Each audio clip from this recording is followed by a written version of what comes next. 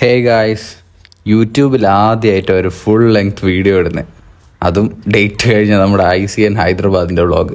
അവിടെ പോയതിൽ വെച്ച് ഞാൻ ഒഴികെ ബാക്കി എല്ലാവരും വീഡിയോ ഇട്ട്.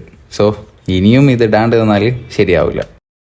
അങ്ങനെ പെട്ടിയും കേട്ടൊക്കെ എടുത്ത് ഒരു വ്യാഴാഴ്ച വൈകുന്നേരം ഞാനും എൻ്റെ സുഹൃത്ത് അഫ്സലും കൂടെ ഹൈദരാബാദിലേക്ക് യാത്ര പുറപ്പെട്ടു.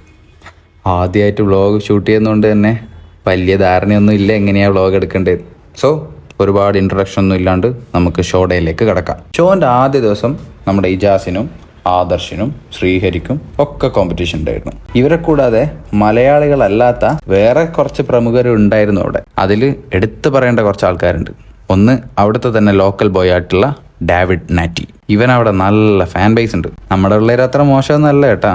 ഇജാസിനും ഗോകുലിനും ഒക്കെ അവിടെയും ഫാൻസ് തന്നെയാണ്. പിന്നെ പറയാനുള്ളത് ഇവര് Dion de Silva and Gary Lou. ഇവരെ നമ്മുടെ നാട്ടിലെ ഒരുവിധം ആൾക്കാർക്കൊക്കെ പരിചയം ഉണ്ടാവും.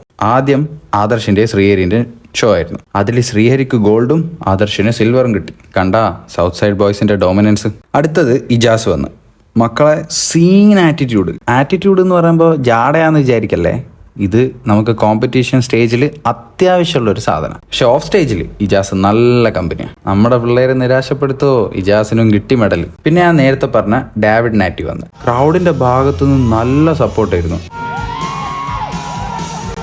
ബട്ട് അൺഫോർച്ചുനേറ്റ്ലി ആള് സെക്കൻഡ് ആയിപ്പോയി.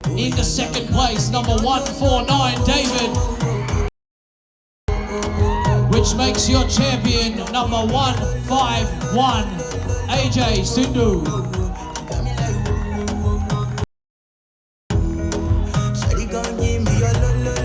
ഞാൻ വിചാരിച്ചത് ആൾക്ക് തന്നെയാ ഫസ്റ്റ് കിട്ടുമെന്നായിരുന്നു.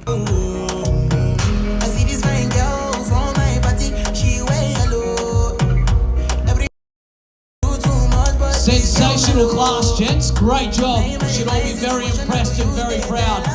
അടുത്തതാ മക്കളെ ഷോ. ഡിയോണും ഗാരിയിലും നേർക്ക് നേർ. ഡിയോൺ വന്നപ്പോൾ വല്ലാത്ത ആവേശമായിരുന്നു. ഈ കാറ്റഗറിയിൽ ഡിയോണ് ഗോൾഡും ഹാമറും അടിച്ച്. ഗാരിയിലും ഒട്ടും മോശാക്കിയില്ല. പ്രോ കാർഡ് അടിച്ചിട്ട് ആളിറങ്ങി.